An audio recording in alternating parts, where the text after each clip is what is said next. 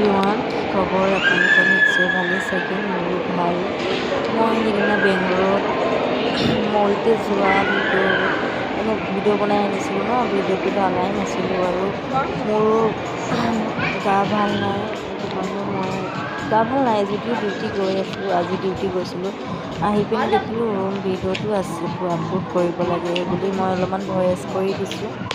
সেয়া বেংগলোৰ মেজেষ্টিক লুলু মলতে গৈছিলোঁ ন, তেতিয়া ভিডিঅ' হয়।